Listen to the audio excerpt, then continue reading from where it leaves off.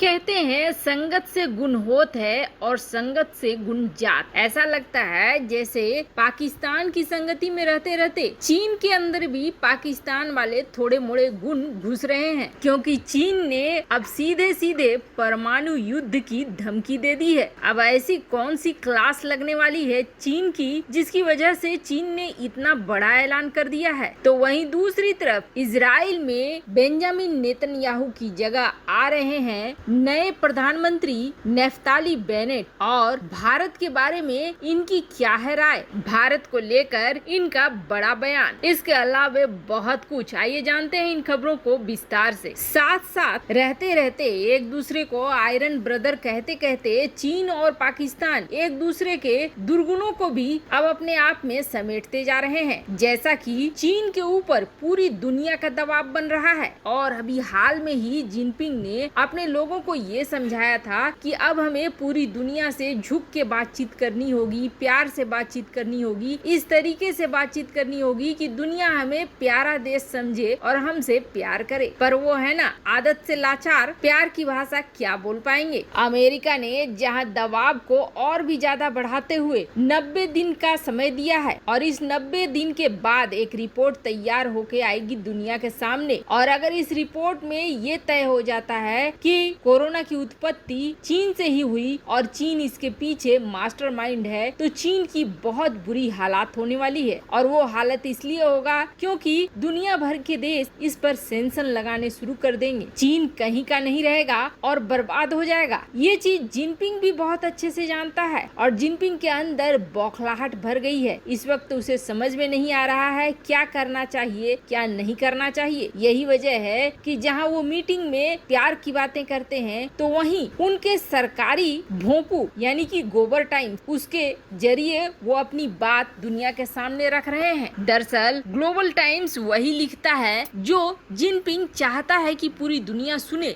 लेकिन बस वो आधिकारिक नहीं होता है।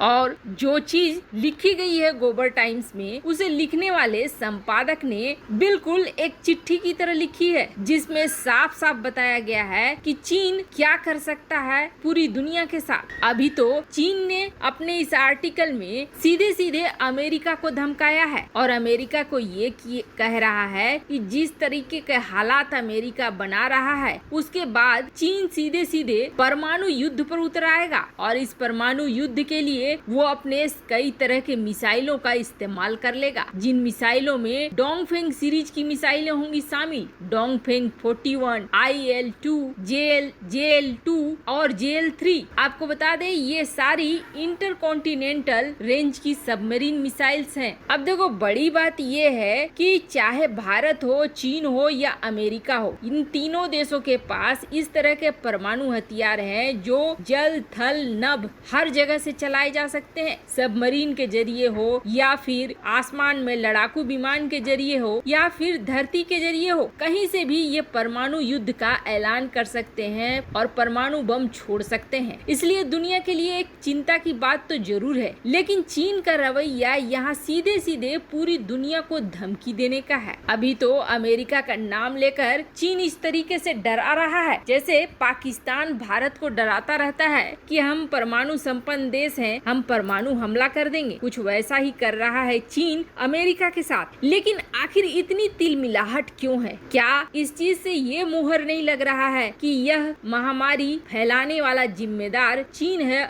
और कोई नहीं? हालांकि ये युद्ध होगा या नहीं होगा ये तो बात की बात है, पर अब प्रश्न ये उठ रहा है कि क्या बाइडेन दबाव में आ जाएंगे और क्या बाइडेन रिपोर्ट में किसी तरह का बदलाव करेंगे या फिर उसी रिपोर्ट को जारी करेंगे। ये तो 90 दिन बाद ही पता चलेगा। लेकिन दुनिया में और भी बड़े बदलाव हो रहे हैं, ऐसे बदलाव हो रहे हैं जो पूरी दुनिया को सचमुच एक युद्ध की तरफ ही ढकेल रहा है। अब इजराइल की ही बात करते हैं। इजराइल में बेंजामिन नेतन्याहू के काफी करीबी माने जाते हैं नेफ्ताली बेनेट। यहाँ तक कि बेंजामिन सरकार में ये कई मंत्री के पदों में भी रह चुके हैं। लेकिन अब इजराइल में बड़ा बदलाव आ रहा है। करीब 2 हफ्ते पहले जब इजराइल में सबसे बुरे सांप्रदायिक तनाव हो रहे थे, गाजा से रॉकेटों की बौछार हो रही थी, तब क्या कोई ये सोच सकता है कि वहाँ की पार्टियां भी मिलकर बेंजामिन नेतन्याहू को सत्ता से बेदखल करेंगी? अब ऐसा लग रहा है जैसे कि बेंजामिन नेतन्याहू के हाथ से सत्ता बिल्कुल निकल रही है। उन्हें सत्ता से हटाने के लिए बेचैनी राजनीतिक दलों ने अब आपस में गठबंधन बना लिया है और ये विपक्षी गठबंधन नेफ्ताली बेनेट को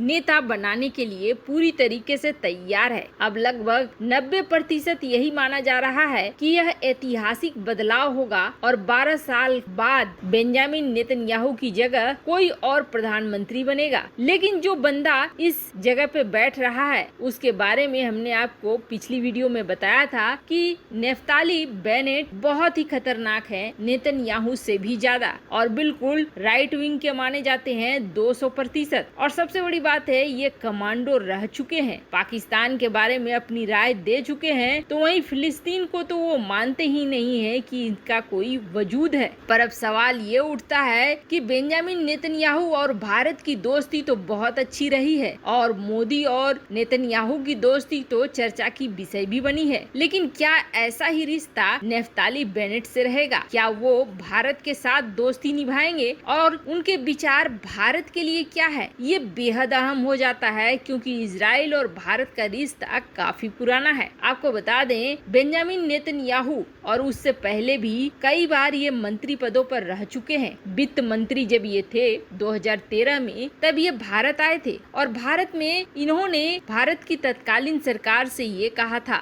कि भारत और इजराइल के बीच अर्थव्यवस्था को लेकर कई प्रोजेक्ट्स होने चाहिए और हमें व्यापार को और भी ज्यादा बढ़ाना चाहिए और एक दूसरे के साथ रिश्ते मजबूत करने चाहिए। हालांकि उस वक्त कोई बहुत खास बदलाव नहीं आया था, लेकिन 2014 के बाद इजराइल के साथ रिश्ते बिल्कुल तेजी से बदलते चले गए और बेंजामिन नेतन्याहू की सरकार में भी मंत्री पद में रहने की वजह से भारत के साथ काफी जुड़े रहे हैं नेफ्ताली बेनेट। भारत के साथ रिश्ता या कूटनीति उनके लिए कोई नई चीज नहीं है। नेतन्याहू के खास माने जाने वाले नेफ्ताली बेनेट, जिन्होंने अपने बड़े बेटे का नाम प्रधानमंत्री नेतन्याहू के बड़े भाई के नाम पर रखा, इतना क्लोज रिलेशन है दोनों के बीच, वो भारत के साथ भी काफी अच्छा रिलेशन रखते हैं और नेतन्याहू जिस तरीके से भारत के साथ दोस्ती बनाकर चलते हैं और रिश्तों को खराब नहीं होने देते हैं, वैसा ही कुछ नेफ्ताली बेनेट के साथ भी है। वैसे बड़ी बात यह है नेफ्ताली बेनेट के साथ कि पाकिस्तान उनको बिल्कुल भी पसंद नहीं है और उन्हें ऐसा लगता है कि अगर पाकिस्तान रोड़ा बन रहा है, ईरान को परमाणु